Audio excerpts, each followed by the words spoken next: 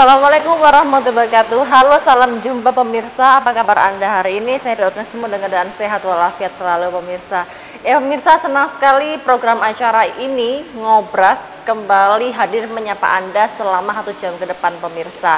Tentunya dengan berbagai informasi yang sedang hangat diperbincangkan di Malang Raya pemirsa. Iya, kita akan mengangkat sebuah tema yang luar biasa tentang pameran lukisan legenda sastra visual pemirsa. Nah, tentunya pemirsa masih belum banyak atau bahkan belum pernah ada tentang pameran karya seni rupa yang bercorak sastra visual pemirsa. Nah, di Galeri Raos Kota Batu ini pemirsa, kali ini menyuguhkan satu pameran tunggal yang tentunya ini dipamerkan oleh Pak Slamet Hendra Kusumo yang bertajuk Pitutur Luhur Sastra Visual ya Pak ya. Oke, dan sekarang Anti bersama dengan beliaunya langsung pemirsa, amazing banget ya pemirsa ya. Oke, assalamualaikum Pak Slamet. Waalaikumsalam, rahayu. Oke, salaman dulu Pak, nggak salah paham Pak. Sehat ya Pak ya? Amin. Alhamdulillah. Udah lama nggak bertemu ya Pak ya? Iya. Hampir 5 tahun ya? Ya sama sibuk terus ya. Oh, enggak juga Pak ya. Oke, Pak Slamet ini wah luar biasa ya, hari ini mengadakan pameran tunggal Pak. Betul sekali. Luar biasa. Ini hari keberapa sih Pak? Ini hari yang ketiga. Hari ketiga. Berarti Anti sudah lewat dong ya? Lewat dong. Enggak juga. Berarti Anti belum terlambat kan Pak? Enggak. Masih lama ya? Berlangsung. Kan mulai tanggal 24 hingga tanggal 6. 24 Mei hingga tanggal 6 Juni.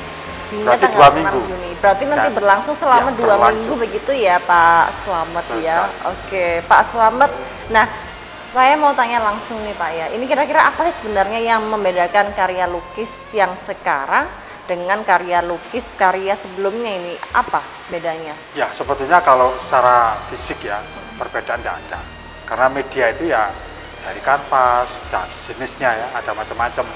Tetapi mungkin yang menjadi persoalannya adalah tentang tafsir itu sendiri terhadap materi yang akan disampaikan oleh si pelukis itu. Jadi temanya sekarang itu kan agak ya bisa disebut baru ya atau nyeleneh gitu ya. Pitutur Luhur Legenda Sastra Visual. Artinya sastra visual tadi itu diambil dari kut yang namanya Pitutur Luhur. Dari tut yang? Namanya Pitutur Luhur. Oke. Nah, Pitutur Luhur itu ada hal-hal yang sifatnya sarkastik, ada yang satir, ada yang verbal, ada yang simbol-simbol gitu. Jadi itu yang ingin saya gambarkan pada karya-karya pada pameran tunggal saya yang keempat ini. Berarti ini adalah pameran tunggalnya Pak Slamet yang keempat. Sebelumnya di mana Pak Slamet?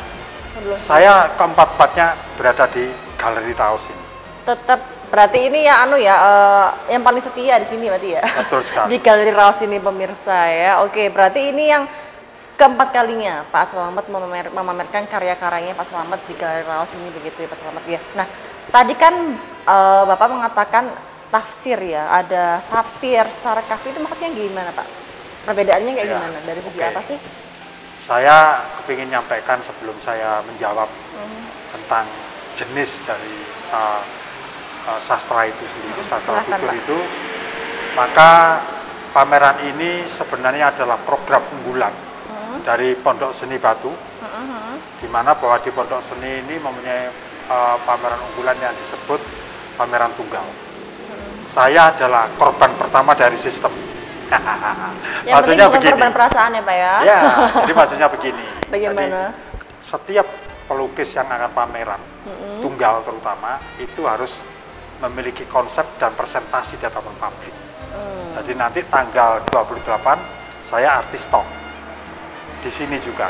Di sini lagi? Ya, di sini juga. Ketemu lagi ya nanti ya? Nah, intinya apa? Dalam artis top itu bahwa keinginan dari yayasan Pondok Seni Batu itu memang bagaimana bahwa nanti setiap seniman itu agar satu kepentingannya punya berdata dengan baik. Yang kedua itu bisa berlatih untuk bertanggung jawab pada sebuah karya. Yang ketiga itu persoalannya akan terjadi dialog-dialog atau diskusi-diskusi di dalam acara talk show itu yang terbuka itu orang bisa akan melihat sebetulnya karya seni itu dibuat kayak apa sih gitu. Dengan apa sih? Dengan pemikiran apa yang melatar belakangi kayak begitulah. Nah, oke. Nah, di dalam pameran saya ini nanti ini juga akan menjadi diskusi yang Mbak Anti sampaikan ini, yaitu karya pitutur luhur itu apa sih? Jadi karya sastra di Indonesia atau Timur atau khususnya Jawa itu kan ada dua jenis. Yang pertama karya sastra yang sifatnya teks. Itu banyak dibuat di daun lontar, di kitab-kitab yang kuno ya, pakai deluang itu macam kayak kertas tapi terbuat dari kulit kayu. Itu agak khusus. Yang digulung-gulung itu ya? Betul bisa? sekali. Ya. Nah, yang berikutnya adalah sastra tutur. Nah, legenda dengan mitologi tadi itu lebih banyak disampaikan lewat sastra tutur. Nah, sastra tutur itu ada dua bentuk. Satu, itu bersifat kritik. Nah, kritik itu ada yang verbal itu langsung. Misalnya, kamu tidak baik itu langsung. Tetapi dalam kalimat yang satir itu bisa seperti ini. Jangan begitulah, lebih baik begini misalnya. Jadi ada satu. Jadi lebih mengarahkan gitu Pak artinya. Ya, artinya ada satu quote atau pola di mana bahwa salah satu itu bagaimana tidak menyakiti orang lain. Jadi disampaikan dengan halus, memegang perasaannya. Makanya kalau kita lihat di dalam konteks tutur itu memang ada beberapa pola ya. Kalau di dalam konstruksi berpikir orang Jawa itu ada namanya nanding sariro. Jadi orang Jawa itu selalu pada tataran tertentu yang paling bawah itu ya berperilaku seperti hewani begitu. Berikutnya adalah ngukur sariro. Jadi melihat kebenaran itu dengan cara mengukur diri sendiri. Kalau dirinya nggak cocok, taste-nya nggak cocok, terus kepentingannya nggak cocok, kadang bisa menolak. Yang benar adalah dirinya sendiri. Yang berikutnya adalah tepo sariro. Di tepo sariro ini adalah bagaimana setiap insan manusia itu memiliki koneksitas dan saling menghargai, saling berempati. Nah, yang terakhir yang tertinggi adalah mulat sariro. Jadi berani mengkoreksi dirinya sendiri agar tidak menyakiti orang lain. Nah, di sastra tutur yang berbentuk legenda dan mitologi banyak yang tipikal ini. Banyak yang tipikal yang mulat sariro yang sama tepo sariro itu. Okay. Nah, itu akhirnya banyak kalimat-kalimat yang tidak dibaca secara verbal. Misalkan kayak lukisan saya di sana itu ada yang namanya Joko Tarub itu.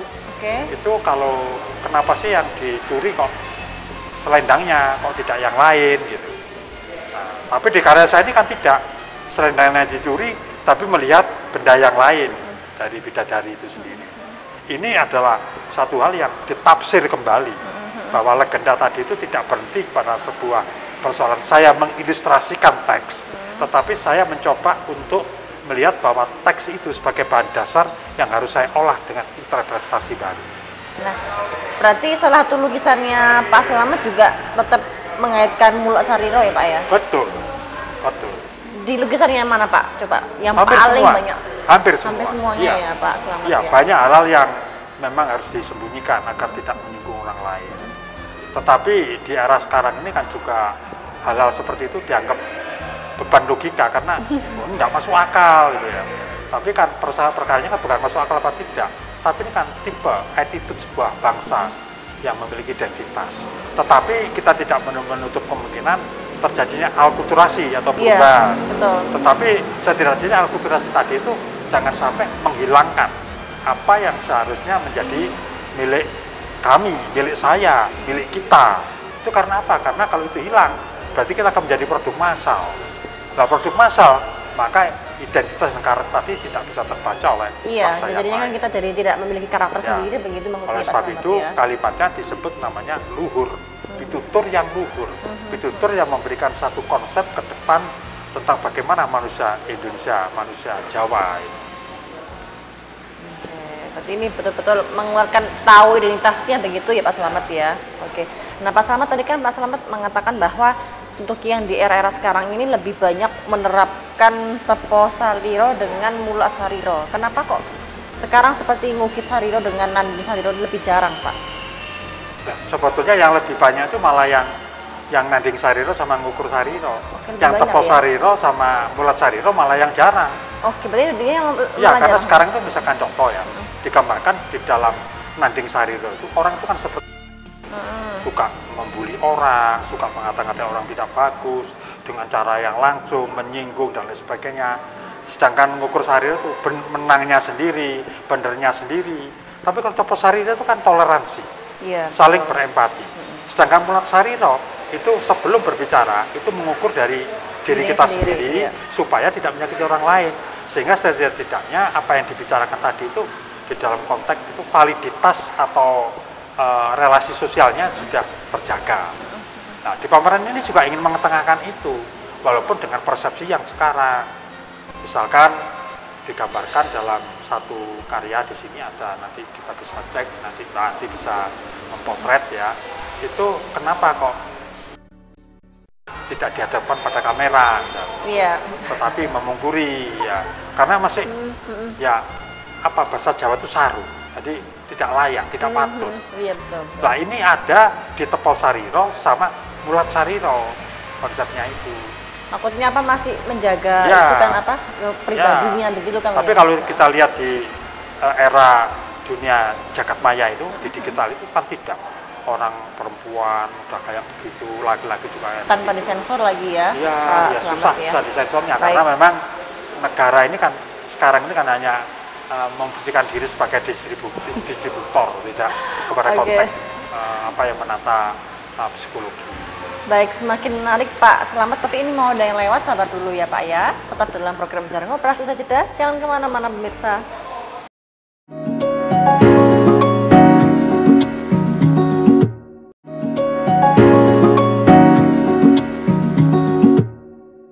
Baik, terima kasih Anda masih bersama kami dalam program acara Ngopras Ngobrol Santai. Kita masih berada di Galeri Raos, Kota Batu pemirsa. Kita masih berada di pameran tunggal Pak Slamet Hendro Kusumo pemirsa ya, luar biasa. Pak Slamet, Oke. ini totalnya ada berapa? Di sini Ini totalnya lukisannya? 12. 12 lukisan ya. Yang satu panel, artinya panel digabung. Satu lukisan ada dua panel digabung. Ini yang sebelah mana sih Pak? Yang itu, yang depan itu, yang Oke, itu ya. itu apa, mitos dinamisme. Oke, mitos dinamisme ya. Baik. Tadi Pak Slamet mengatakan bahwa tadi justru yang Nanding dengan yang ngukir Sariro itu lebih banyak sekarang ya. Lebih banyak sekarang. Lebih dominan berarti begitu ya. Makanya dengan adanya pameran ini, harapan kita diingatkan kembali bahwa sebetulnya kita bukan orang seperti itu. Kita adalah orang-orang yang memiliki santunan, memiliki adab dalam budaya timur. Gitu. Jadi misinya begitu. Nah, sekarang kita bercerita tentang legenda nih Pak Slamet. Nah, kita cerita tentang legenda ini Pak yang ada. Ini apa khusus untuk legenda di Jawa Pak? Ini kebetulan saya mengambil rata-rata di Jawa Timur. Di Jawa Timur ya? Ya, terutama Kediri. Seperti Tirta Kamandaka, terus ada lagi cerita tentang Jako Tarub, itu Kediri juga. Terus ada juga cerita Panji, yaitu Panji Asmorobangun dan Sekartaji, itu Kediri juga. Yang dengan Dewi Sekartaji itu ya? Ya, ini di belakang kita ini. Nah, ya betulan. Jadi backgroundnya ini cerita tentang Kelenteng Kuning atau Andande Lumut. Ya, di ini.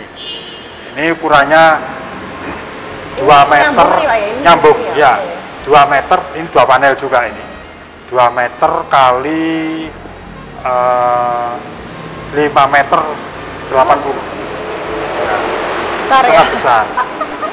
Super besar ya. Ini berarti lebih besar dari yang itu Pak ya? Ya, lebih besar. Besar ini berarti ini yang paling besar ya Pak paling ya? besar. Apa sih Pak kesulitan yang pengen buat ini Pak? Kendalanya apa? Oh, kendala proses pembuatannya.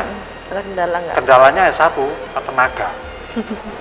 Ya, karena untuk membuat karya yang besar itu kan pikiran, tenaga itu kan sangat luar biasa ya. Ini apa?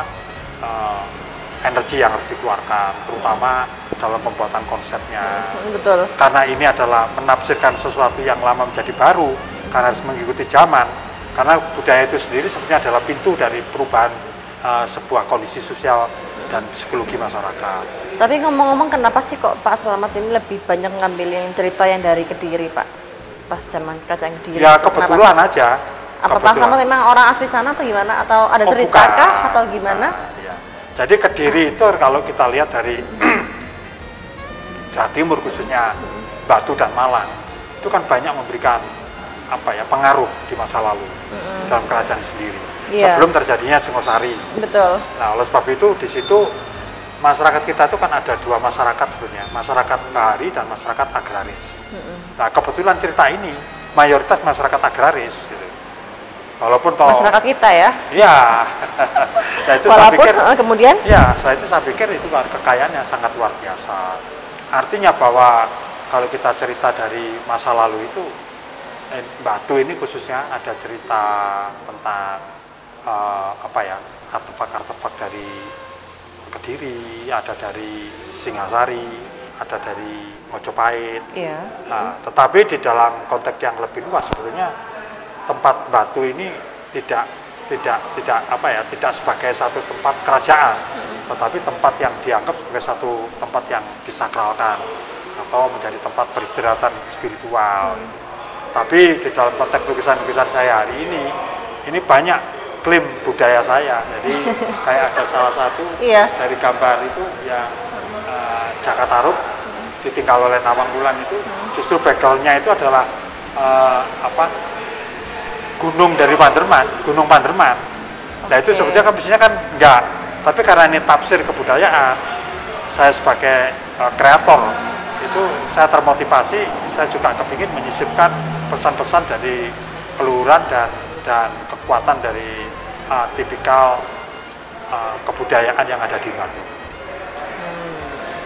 Berarti memang ada beberapa mungkin cerita kenapa sih Pak Slamet ini lebih banyak mengambil yang di Kediri begitu ya. Kenapa? Kan memang terjawab menurut saya.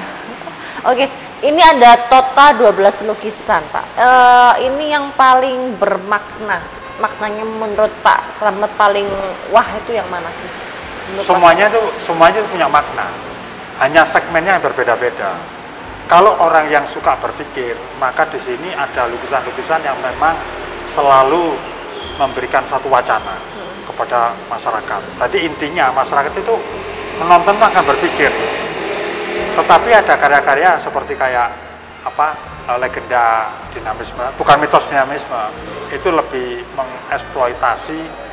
mengeksplorasi alam.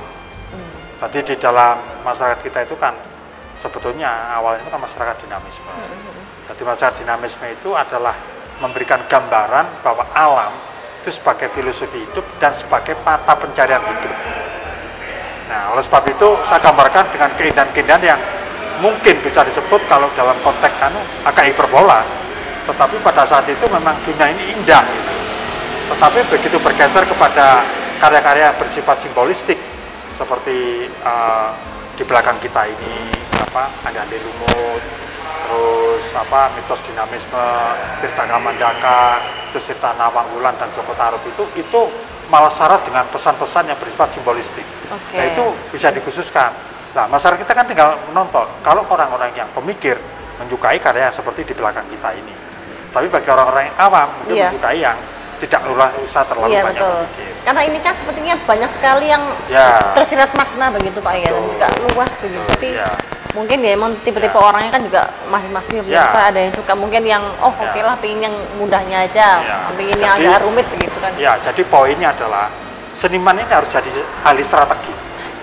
Ketika kita pameran, apa yang akan kita bikin? Kontribusi apa? Karena seniman itu tidak boleh lepas dari tanggung jawab sosial.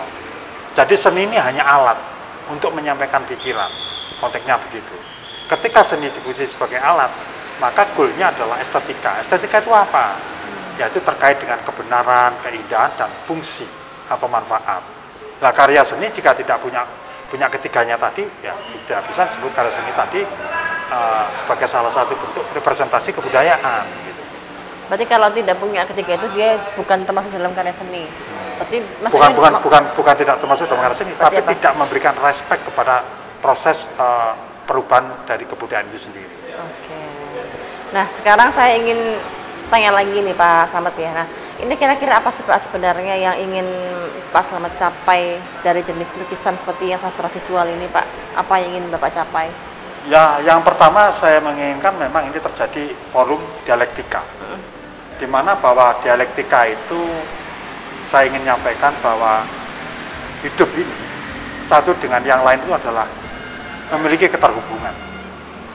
Beda dengan negara Western ya atau Eropa, bahwa individu itu menempati tempat yang diunggulkan atau dipuja. Tetapi di Jawa ini bukan rumpun, tetapi adalah individu yang merdeka, yang kritis, tetapi dia terhubung, terkoneksi. Dengan pengertian lain adalah orang Jawa itu holistik. Nah, dengan adanya orang Jawa itu holistik, maka Jawa ini terbuka terhadap peradaban dimanapun. Tetapi Jawa juga punya cara-cara bagaimana agar dia tidak terjadi dihabisi dalam tanda kutip secara budaya atau diekspansi. Misalkan seperti di dalam karya-karya sekarang ini muncul. Karena apa? Karena di dalam konteks legenda dan mitologi itu prinsip-prinsip diferensiasi, keunikan, pembeda dari waktu, wilayah, dan attitude dari sebuah bangsa itu wujud. Gitu. Nah inilah yang sekarang sedang digali, termasuk di negara Cina. Sekarang sudah mulai habis-habisan digali tentang masalah-masalah identitas dan karakter. Karena identitas selain di Cina, di negara mana lagi, Pak? Saya pikir mungkin kedepannya mudah-mudahan Indonesia, karena Indonesia sekarang sudah punya Menteri Kebudayaan. Walaupun toh sekarang saya melihat dari deputi-deputinya masih bersifat teknikal, tapi kalau kemudian hari harus ada penyempurnaan. Wilayah Indonesia ini wilayah sangat luas biasa besar loh. Sekarang etnik, bahasa, budaya, terus konstruksi berpikir masyarakatnya, hubungan sosial masyarakatnya, perilakunya, ini sangat beragam. Dan mungkin menurut saya, satu-satunya di dunia hanya di Indonesia. Makanya Indonesia menurut saya, mudah-mudahan bisa dipertahankan, NKRI ini bisa dijaga. Kalau tidak, waduh, ini mudah-mudahan. Jadi wilayah-wilayah kecil dan tidak berarti apa-apa, tidak kuat. Ya. Berarti sekarang yang sedang menggali, mencari itu yang dari Cina ya Pak ya? Cina memiliki itu, Indonesia mestinya sudah mulai. Sebetulnya dalam aturan PPKD, pokok-pokok pemerintahan daerah, itu sudah mulai sekarang menginventarisir. Iya. Tetapi dari sisi yang lain, sebetulnya memang harus di sana sini perlu banyak disempurnakan. Hanya saja masalahnya kan sekarang kita melihat bahwa ini mau dipercepat atau lambat gitu untuk menjawab perubahan-perubahan ini. Jika ingin dicepat maka infrastruktur harus dikuati, terutama yang terkait dengan perlindungan atau hak spiritualitas itu. Nah, di Sata Tutur ini mestinya harusnya itu menjadi pelajaran wajib karena terkait dengan identitas bangsa, mestinya begitu. Tapi selama ini belum masuk pelajaran wajib ya Pak ya? Belum. Hanya ekstrakurikuler itu aja kalau sempat atau kreatif gurunya yang bagus gitu. Tapi kalau tidak ya sudah hilang. Makanya pengangkatan saya ini tadi tidak hanya bersifat dokumentatif maupun arsip, tapi juga ini merupakan sastra visual yang saya ingin berkontribusi di dalam satu sistem, tapi lewat kesenian. Berarti mungkin harusnya ini mungkin menjadi mata pelajaran begitu kan ya Pak? Pastinya ya? harus wajib. Bukan ekstrakurikuler. Karena kan kalau ekstrakurikuler kan mungkin kan juga karena jarang juga atau kadang tidak ada begitu ya Pak. Sekali. Selamat ya. Baik, Pak Slamet ini mau ada yang lewat, ditahan dulu ya. Gitu. Ya. Atau dalam program Ngerbas, jangan kemana-mana, sudah jeda pemirsa.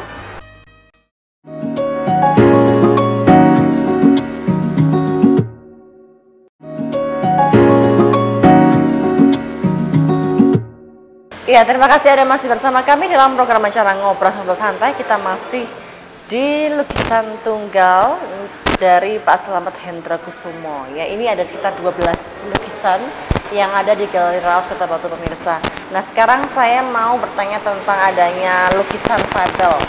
Ya, Pak Slamet ya. Ini kira-kira bisa masuk di sini dalam karya Bapak ini kenapa, Pak? Yang pertama begini. Tadi seperti yang saya sampaikan bahwa pitutur luhur tadi itu mengandung dua pola. Yang pertama bersifat verbal atau yang kedua bersifat pasemon, yang ketiga itu bersifat satir. Nah, pasemon dan satir ini berhimpitan.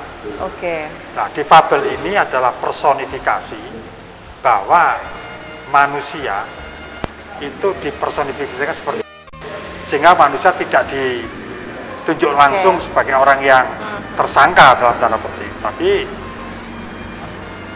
dipersonifikasikan seperti misalkan di Tirta Kamandaka ini menceritakan tentang persahabatan antara angsa dan kura-kura, di mana bahwa kura-kura itu orang yang tidak bisa diingatkan, dia orangnya sombong, ya suka menangnya sendiri, ukur benarnya sendiri.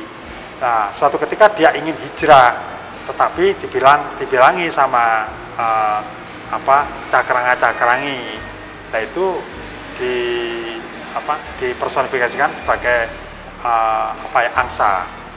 Nah, karena tidak mau, maksa dia, ya tetap diantarkan. Akhirnya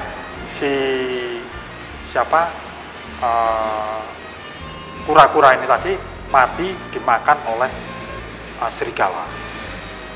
Lalu bagaimana angsanya ketika kura-kura? Ya balik lagi, karena dia tidak mau bertempat di situ karena tempat itu berbahaya. Nah, apa yang kita petik dari pelajaran ini, bahwa orang yang tidak bisa dihilangi itu akan membawa petaka. Jadi lek basa Jawa itu menungso lek gak iso dielingno, iku bakalin nemu ciloko. Iya, betul. Jadi ini yang disampaikan pesannya itu. Tapi kalau ini misalkan manusia langsung, wah, menjadi berbeda kan. Jadi orang bisa marah, bisa apa dan sebagainya, dan sebagainya. Jadi fabel itu salah satu titik tengah di mana bahwa manusia menjadi orang yang diobjekkan dan hewan diperankan sebagai manusia, sehingga sebetulnya cara tersembunyi sebetulnya saya menangkap itu mengingatkan saya tentang Aristoteles, mengatakan bahwa manusia itu di samping makhluk sosial, tapi manusia itu adalah binatang politik. Ya, nah, di binatang politik itu ada satu hal yang bagaimana dia juga menjadi manusia yang homo ludens, manusia yang bermain, dipermainkan dan mempermainkan. Nah, di dalam konteks seperti ini, fabel ini menurut saya sangat keren sekali simbolisasinya. Itulah yang mendorong saya akhirnya, wah saya kepingin. Mungkin suatu ketika pameran fabel-fabel semua. Ya. Tapi rencananya ke depannya gitu fabel semua. Ya mungkin barangkali begitu. Ya, mungkin itu kan, yang pameran kelima kena dan seterusnya. Ya. Oke, luar biasa ya. Nah Pak ini ya, apakah anak-anak zaman generasi Z ini sudah jauh dari cerita legenda Pak? Ini bagaimana menurut Pak Slamet ini? Ya, sebetulnya kalau mereka jauh itu kan juga kesalahan kita semua. Ya. Yang para penutur ini kan sudah banyak yang meninggal, karena memang sistem itu ada begini. Ada sesuatu yang ditabuhkan di dalam tradisi Jawa, yaitu bahwa ini bisa dipedar, ini tidak. Nah, bentuk sakralisasi ini karena tidak bisa dipedar, kadang ceritanya dibawa mati oleh yang petuturnya itu, sehingga kehilangan jejak. Tetapi ada juga yang diperbolehkan. Nah, tetapi dalam konteks semacam ini, di dalam tadi saya cerita tentang pokok-pokok pemikiran kebudayaan daerah itu mestinya harus menjadi perhatian khusus agar bisa digali kembali. Nah, konteks-konteks yang lain bahwa pameran ini adalah memiliki satu ruang di mana bahwa kebebasan berpendapat dan bercengkrama itu bisa. Makanya ketika anak-anak muda datang ke sini menonton ini, mereka memang terbagi menjadi beberapa titik, yang senang berpikir, yang seperti di belakang ini, yang biasa-biasa seperti itu. Ya. Nah, yang suka menyukai cerita-cerita apa atau hewan, ya akan dicerita Kamandaka. Tetapi dari semua ini sebetulnya mereka ada kerinduan untuk bertemu. Persoalannya sekarang itu di dalam konteks bagaimana memajukan kebudayaan atau lewat sastra tutur atau sastra visual ini, seharusnya memang harus terbuka ruang dialog antar dua arah, antara yang tua dengan yang muda. Nah, ini caranya apa? Salah satunya ya lewat pameran. Jadi kelemahan ini sebetulnya harus menjadikan pemikiran yang tersistem mestinya begitu. Berarti memang harusnya ada dialog begitu ya antara dengan harus ada dialog. Selama ini emang belum pernah ada begitu? Jarang. Ya ada, paling mereka cuma lintasan-lintasan kecil aja. Tapi di pameran ini bersyukur saya, dialog kita gitu. Kenapa kok ini para bidadarinya kok pakai gitu ya, kayak gitu. Oke, berarti mungkin di sini juga memacu adanya perkembangan dari teman-teman dari anak-anak muda begitu ya Pak Slamet ya. Bagaimana menurut Pak Slamet dengan adanya banyak sekali anak muda yang ya seorang kreator itu kan harus mampu membaca perubahan. Jika anak muda sekarang itu memakai apa, ya kita bagaimana mengolah itu menjadi sesuatu visual yang baru. Makanya kan ketika waktu saya nggarap Joko Tarub ini, saya mulai tahu kayak anak muda kayak apa, ini kayak apa. Ya saya harus datanglah ke tempat-tempat kayak misalnya mall atau apa sekali waktu, walaupun saya tidak suka. Apa sih itu? Karena ini terkait dengan masalah pencurian perangkat baju wanita. Mulai tahu, oh ini hanya ini namanya apa kayak apa, ini kayak apa, tapi kemasannya harus bagaimana, jadi yang halus bagaimana. Nah itulah kreator dituntut. Jadi karena simbolistik itu adalah kemampuan tafsir dari seorang kreator itu di puncak yang tertinggi di pola-pola bentuk simbolisasinya itu, karena di situ akan menggugah wacana, memancing wacana begitu ya Pak Slamet Diana. Nah Pak Slamet, berarti ini untuk yang versi Jaka Tarub ini ada berapa versi? Jaka Tarub ini 1, 2, 3, 4, 5, 6. 6 ya? Hampir setengahnya berarti ya Pak ya? Ya. Kenapa banyak yang versi Jaka Tarub? Ya sebetulnya sih tidak kenapa lebih banyak, tapi karena itu yang rupanya kayak yang mendorong lebih banyak. Karena terkait dengan situasi sekarang yang banyak anak muda, perempuan itu mengeksploitasi tubuh. Sekarang kalau kita lihat di apa itu kan mandi di sungai, dilihatkan bentuknya walaupun itu transparan kayak gitu, itu kan itu mengganggu saya itu sebenarnya. Kok bangsa kita kok tiba-tiba begini ya? Gitu. Mengganggu konsentrasi makanya begitu ya Pak? Iya, ya apa ya? Kalau mungkin nakal ya seneng aja lihat bentuk bagus gitu ya. Tapi kan persoalannya kan tidak itu saja. Berarti ada sesuatu yang sudah bergeser dari bangsa kita ini, terutama di adab dan kesantunan. Dan juga mungkin dari segi modernisasinya begitu ya Pak yang sudah berubah ya? Iya, karena tidak semua modernisasi itu baik. Nah di sini juga ada legenda Nyai Roro Kidul Pak ya? Nyai Roro Kidul Pak ya, ini sosok apa kalau menurut lukisan Bapak ini? Jadi begini, sebetulnya cerita ini masih ada kaitannya dengan Joko Tarub Nawang Wulan. Ketika Joko Tarub dan Nawang Wulan itu pisah, itu karena dia melanggar perjanjian, dia membuka gendoknya yang buat masa itu. Itu gendoknya milik siapa? Nawang Wulan? Ya jadi gini, setiap hari itu kan Nawang Wulan itu ya mungkin sedang cuci atau sedang apa, jangan dibuka lah. Ini tempat, kalau dulu itu dancang sama kukusan ya, itu dikasih berasnya itu nanti dimasak dengan cara itu. Tapi Joko Tarub ini kok berpikir begini, lah ya, Joko Tarub petani, digambarkan petani ya, sebagai masyarakat agraris. Kok padi saya itu tidak habis-habis gitu. Ini masaknya di mana, pakai apa, ini itu. Karena ingin tahunya dibuka, ternyata hanya sebulir. Nah inilah yang menjadi persoalannya kenapa Joko Tarub dengan Nawang Wulan pisah. Walaupun dia sudah punya anak namanya Nawang Sari. Nah, setelah pisah itu, terus kan kembali ke Kayangan. Ternyata ada versi kembali ke Kayangan diterima dan ada versi ditolak karena ditugaskan untuk menebus kesalahannya. Tapi tidak boleh balik kepada Joko Tarub. Akhirnya ada versi satu menjadi Dewi Sri, satu Nyai Roro Kidul. Ya. Ini yang paling banyak dipercaya ini yang versi yang mana jadi Sri? Jadi legenda itu kan cerita rakyat. Cerita rakyat itu adalah cerita yang dituturkan dari rakyat satu kepada rakyat lain. Nah, oleh karenanya di dalam konteks semacam ini sebetulnya bahwa bukan persoalan mana yang penting tadi ya, tetapi ini adalah sebuah pola di mana bahwa pola tutur ini harusnya menjadi bagian yang terintegral, jadi menyatu. dengan kondisi alamnya, dengan kondisi masyarakatnya, dengan kondisi perubahan. Nah, ketika ini pisah, maka sebenarnya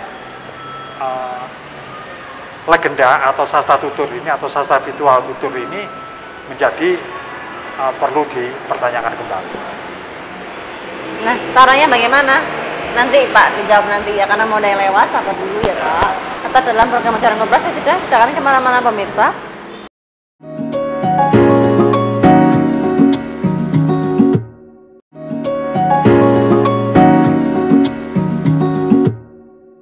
Baik, terima kasih Anda masih bersama kami dalam program acara Ngobras Ngobrol Santai. Kita ada di segmen yang terakhir ya Pak Slamet ya. Nggak kerasa ya Pak, di segmen terakhir sekarang ya. Oke.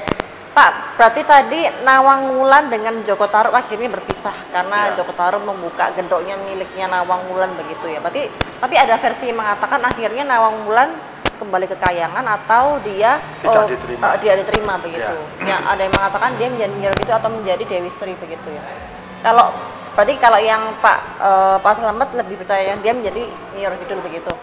Oke, itu ambilnya di versi mana tuh Pak?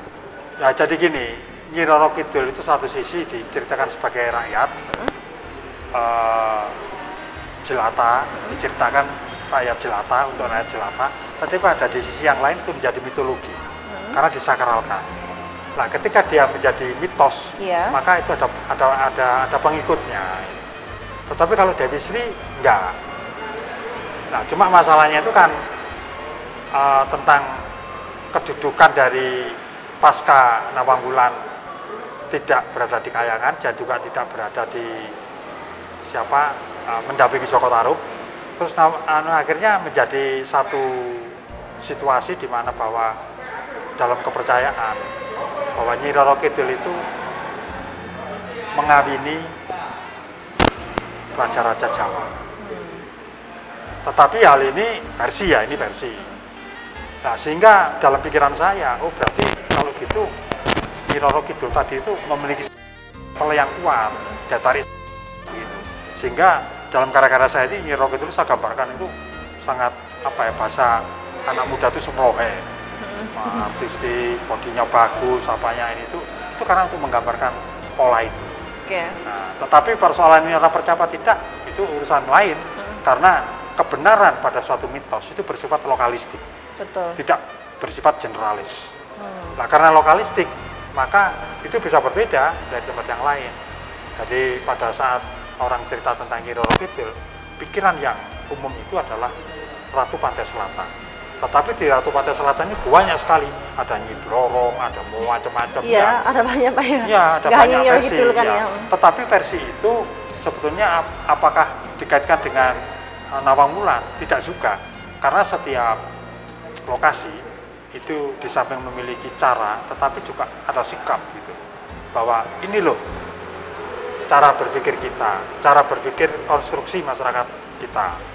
Jadi konstruksi berpikir masyarakat kita itu kan sangat beragam, itu karena di dalam filsafat Jawa, tine muning ilmu kanthi laku. Jadi setiap orang itu bisa menemukan lakunya, ilmunya ketika orang ini memiliki proses di dalam sains empirisme. Oke. Luar biasa ya. Baik, nah sekarang kita mau tanya lagi Pak tentang sastra visual ini Pak. Ini kan kayaknya sangat menarik ini ya Pak ya. Nah, apakah ini bisa disamakan dengan karya ilustrasi cerita di buku atau di majalah kayak gitu Pak? Ya. Bisa nggak sih? Oke ya. Jadi kalau yang ada di majalah atau apa itu kan memang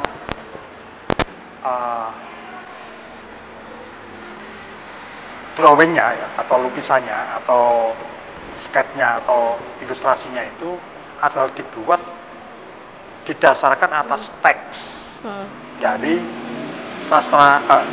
sastra tutur itu sendiri. Jadi teks ini tidak boleh melanggar pakemnya. Tetapi kalau di sastra visual, sebenarnya itu juga sastra visual karena ada visualnya.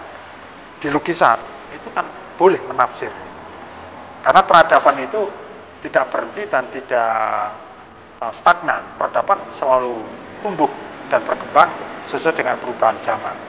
Artinya kebenaran, nilai-nilai itu dibangun dan tumbuh itu atas perubahan itu sendiri karena masyarakatnya menginginkan perubahan. Nah, termasuk sekarang itu kan juga ada beberapa orang yang memiliki kreator, ada beberapa karya legenda itu yang divisualkan lewat AI. Ya kan? Apa Tapi itu Pak PM? artificial intelligence. Oke. Ya, yang sekarang rame. Betul. Ya, tapi Itu Pak Selamat juga mengikuti juga? Tidak. Mengikuti.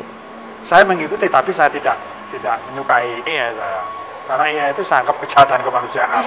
Karena orang dibikin tidak tidak kreatif secara total itu. Karena ada alat bantu. Betul. Memang dari sisi produksi is oke ya. Tapi persoalannya kan sekarang kalau kita ngomong originalitas, ngomong otentik itu kan pada manusia itu kan ya utuh itu mestinya begitu. Tapi karena produk ini sudah ada, ya tetap itu jalan karena juga ada pemujanya. Kalau untuk yang seniman-seniman sekarang juga apakah mereka mulai menggunakan AI atau Banyak menggunakan. Ya tapi Batu juga ada beberapa. Tapi terakhir-terakhir ini rupanya mereka bosan. Karena AI itu kan karena program itu sepertinya kan sana buat sini buat. Kok berintitan, kok hampir sama. Karena program kan. Oke, betul. Kan memang sudah di programnya begitu ya? Iya, programnya begitu. Artinya bahwa validitas, perbuatan, imajinasinya itu ya tidak total, tidak bisa total karena terhalang oleh sistemnya itu. Oke.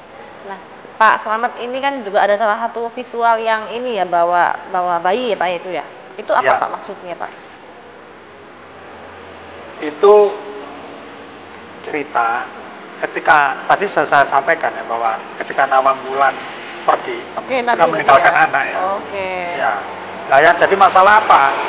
Itu persoalan di komunikasi sebenarnya. Komunikasi yang tidak dipahami, komunikasi yang tidak dianggap sebagai suatu janji. Nah, akhirnya Joko Tarubnya di samping gendong anak, dia sedih ditinggal Nawang Wulan. Di sebelahnya itu saya gambarkan alat komunikasi yang namanya hati ini. Jadi ya kontemporer memang, kontemporer ada hati ya. Nah ini yang saya anggap ini tidak pernah terjadi di masa lalu. Dulu ada orang sosok yang garap legenda itu ada namanya Sudibyo almarhum dan Basuki Abdullah. Itu selalu begitu sehingga dia menjadi merek atau tren itu di pelukis-pelukis sesudahnya. Nah saya melakukan riset kecil-kecilan, membaca apa yang tidak mereka lakukan, yaitu tafsir yang tidak mereka lakukan, karena mereka melukis berdasarkan teks, bukan tafsir dari teks itu sendiri.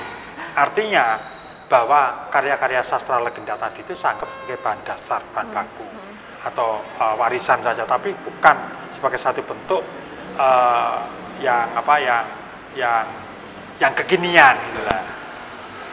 Berarti mengikuti tren sekarang begitu ya Pak Selamat ya. Nah, ada lagi Pak untuk yang visual sebelah sana apa ceritanya? Yang depan itu. Apa ceritanya itu Pak? Yang ini? Iya. Yang ada ikannya itu? Itu jagat gede. Jagat gede ya? Ya. Jadi saya ingin menggambarkan suatu kondisi di mana bahwa alam itu memiliki sedekah kepada manusia. Bentuknya apa? Bisa buah, bisa tumbuhan, udara, dan sebagainya. Oleh sebab itu pada manusia-manusia dinamisme itu sangat dipuji. Le, ojo ngetok wit iki, soalnya wit iki ini sore sumber. Iku no sing ada yang menunggu, ada yang berkuasa, ada bau reksonya. Nah itu ditanamkan. Mungkin cara sekarang itu menjadi nggak masuk akal ya. Tapi kalau kita melihat dari sisi yang lain, ketika pohon itu ditebang, maka yang terjadi apa? Banyak banjir, banyak apa. Yang kedua kehilangan artefak-artefak yang muncul seperti ikan, seperti tumbuh-tumbuhan. Nah, di dalam konsep-konsep manusia dinamisme itu dianggap melanggar tatanan, melanggar kepatutan, melanggar sistem besar yang disebut namanya makrokosmos. Makrokosmos itu sangat gede, istilah sangat gede. Nah, makrokosmos itu apa? Itu ada dua bentuk. Satu, terkumpulnya mikrokosmos yaitu manusia, atau terjadi bahwa mikrokosmos itu adalah makrokosmos, yaitu ketika manusia ini tadi tidak bersahabat dengan alam, maka alam akan melindas manusia itu sendiri. Itu kalau yang mikrokosmos ya? Iya. Jadi makanya kan kayak karya-karya yang saya ngomong jagat gede itu sepertinya memberikan perlambang, memberikan simbol. Ini loh wilayah kita, ini loh kehidupan kita yang harus kita jaga. Berarti itu menceritakan harus kita wariskan. menceritakan tentang kehidupan sehari-hari kita begitu ya, Pak Slamet ya. Oke, nah Pak, ini untuk ukuran lukisan yang terpanjang sangat besar ini berapa lama ini Anda melukis dari satu frame tersebut, Pak? Ini ya kisaran kalau ini mungkin sekitar 2 minggu. 2 minggu. Tapi ya kerja. Paling lama, Pak? Iya, kerja siang malam, tidurnya jarang. Ya, kalau kerjanya itu males-malesan, ya susah, nggak punya karya. Seniman itu harus bekerja keras, harus konsisten, harus idenya harus tidak berubah, harus mampu memanage antara otak dan hati. Betul. Berarti ini kita 2 minggu yang ini Pak ya? Ini 2 minggu, 2 minggu. Ya. Berarti Bukan. Enggak. Ini 1 minggu, ini 1 minggu. Oke, berarti 2 lukisan ini langsung Iya. 2 minggu ya Pak ya? Iya, harus ada percepatan. Kalau nggak cepat itu berarti bukan seniman. Harus ada target gitu ya, Iya. Pak Slamet. Iya, harus itu kreatifnya harus dibangun. Luar biasa. Baik Pak, ini untuk menjadi penutup sekaligus Pak ya, ini ada harapan yang ingin disampaikan, silakan sampaikan Pak untuk kedepannya seperti apa yang diinginkan. Legenda ini sebetulnya mengingatkan kita akan sebuah harta karun yang sangat luar biasa di dalam bangsa kita. Oleh sebab itu, jangan sampai legenda ini ditinggalkan, jangan sampai legenda ini hilang, sehingga dibutuhkan suatu narasi-narasi untuk menjaga, suatu sistem untuk menjaga agar legenda ini masih tetap menjadi harta karun yang bisa diwariskan karena keluhuran budi para penciptanya. Terima kasih. Assalamualaikum warahmatullahi wabarakatuh. Rahayu, rahayu, rahayu. Waalaikumsalam warahmatullahi wabarakatuh. Terima kasih banyak Pak Slamet. Saya doakan semoga sukses selalu untuk karya-karyanya ya. Amin, amin, ya rabbal alamin. Dan pemirsa Dharma TV yang di rumah, usai perjumpaan kita kali ini, terima kasih. Selamat aktivitas dan wassalamualaikum warahmatullahi wabarakatuh.